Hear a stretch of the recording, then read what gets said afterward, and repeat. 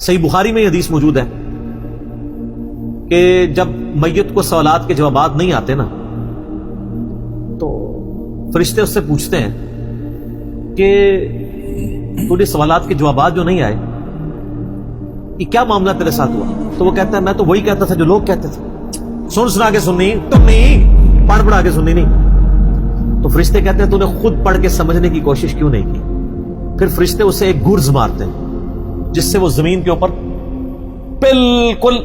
جس کو کہتے ہیں نا پیرلل ہو جاتا ہے، زمین کے خاک بن جاتا ہے، اور اس کی جو گرز کی اگینسٹ اس کی چیخو پکار ہے اس کو جن و انس کے علاوہ تمام مخلوقات سنتی ہے۔ اگر یہ سن لیں تو ظاہر ہے یہ تو پھر انسان کے بچے نہ بن جائیں، یہ اللہ نے پردہ رکھا ہے، ورنہ تو آپ بڑے بڑے بزرگوں کو دفنا کے نکل رہے ہو نا، اس قبرستان کے گیٹ تک پہنچتے ہوئے ساری بزرگی کھل گئی ہو، دڑل کی بات پیچھے سے آ جائے۔